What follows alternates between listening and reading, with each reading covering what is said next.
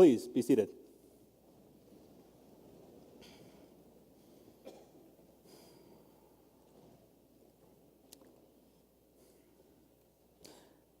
The more I think about it, the more certain I am that it is going to be really, really hard to adjust to Lent anywhere else in the church after my time here at Calvary. And I don't just mean that I'll miss the parade of exceptional preachers, the near constant hum of activity in and around this building, the fish pudding, or the rest of the extensive and unique menu, though I certainly will miss all of that. But the thing I think that I'll miss more is the utter joy and gusto with which we keep that season here. The kind of joy and excitement that leads people to ask, "Are you excited for Lent?" A real question I've been asked here. And I have to confess that it struck me as a truly odd question the first time I heard it. Now, before any of you start wondering, I have not gotten terribly confused about what time of year it is. I know that Lent is far behind us, and I'll get this sermon back to the season of Easter eventually. From the outside, all this excitement that we have around the season of Lent, in fact, the downright joy that we attach to it, seems counter to the entire purpose of the season. And truthfully, it's really hard to feel deeply penitent when confronted with all of the wonderful food that comes out of our kitchen for those 40 days. But as many of you well know, there is more to our Lenten practice than first meets the eye. For 40 days, we welcome stranger after stranger as Christ into our midst, and we provide them with sustenance, both spiritually and physically. This sort of hospitality is as worthy a Lenten discipline as I have ever seen, and is carried out with the joy of a community that lives out our Easter proclamation, even while the hangings in the church are still purple.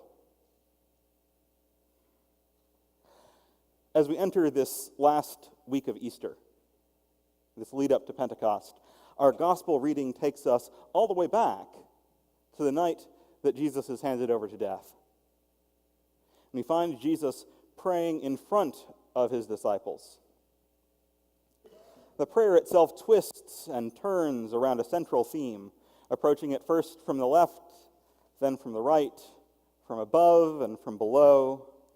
And each approach reveals something slightly different, a different nuance, a different perspective, until eventually we, the listeners, have in our collective mind's eye an image that could not be conjured up by a simple, straightforward description. Jesus prays, "You gave them to me. I am asking on their behalf. All mine are yours, and yours are mine. Father, protect them so that they may be one as we are one." Over and over again, Jesus alludes to his love and his care for us. He paints a picture of a love for us that defies both description and total comprehension. In John's narrative, Jesus' prayer serves a dual purpose.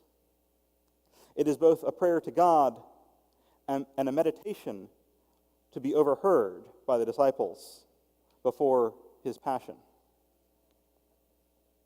And today, on the 7th Sunday of Easter, with a week left before Pentecost, we hear it with different ears.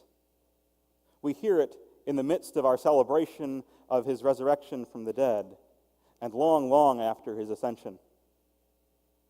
Jesus' passion, resurrection, and ascension add an even greater depth to the image of Jesus' love for us than that prayer could point to on its own. Jesus puts his extravagant nature on full display in this prayer. For Jesus, it's not enough to show us that we belong and are deeply loved. No, that showing has a deeper purpose. By showing us these deep truths, he wants us to know and share in his joy, and to know and share it completely. The joy that Jesus is referring to and praying for, it's not a tiresome, saccharine, false happiness. It's not some sort of naive optimism that ignores the pain that is present in this world. In fact, quite the opposite is true. It is a joy that fully acknowledges the pain and heartbreak that runs so deeply in this world. A joy that wells up from the knowledge that God came into this world, that God lived, that God died, and that God rose from the grave. It is a joy that is rooted in the sure and certain hope of the resurrection, in the assurance that there is nothing in this vast and wondrous creation that God in Christ did not redeem on Easter Day. It is a joy that enters into this world primarily because we are beloved of God, because each and every one of us belongs to and is loved by God without any reservation.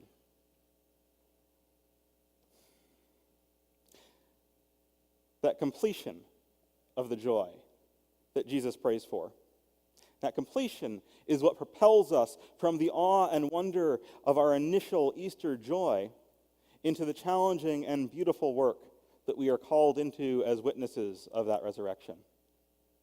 The joy that Jesus calls us to is not something that can exist all on its own. It can't exist in a vacuum. In order for his joy to be complete, he needs to share it with others by showing them how beloved they are. And we are called to do the same thing, called to proclaim in word and deed God's love and our love to those we meet, so that they may know just how beloved they really are. We are called to go out from this place each and every week, to seek out those who feel unloved, to seek out those who feel forgotten, in order to show them that we love them, just as Christ has sought us out and shown us that we are loved. My friends, if my time here at Calvary has taught me anything, and I assure you that it has taught me quite a lot, it is that this is a community that is deeply rooted in the joy of Christ and shares that joy with as much gusto as we share fish pudding and waffles. We do it as we welcome others into our space as part of our communal Lenten observance.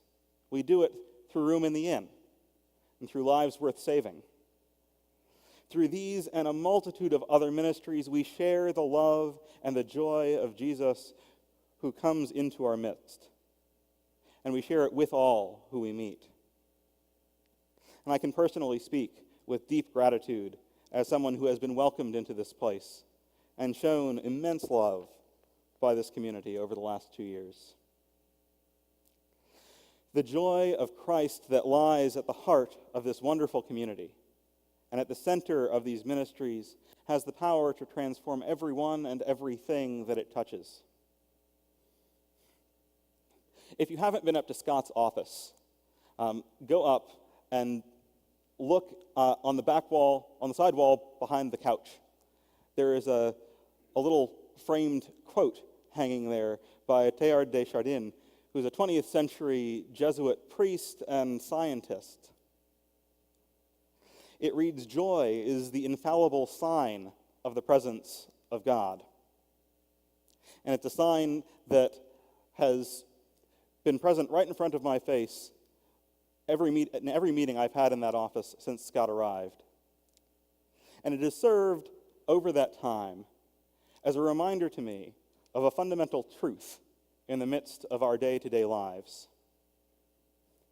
That God came into this world so that we might know love, and that we might know joy, and that we might know them both completely.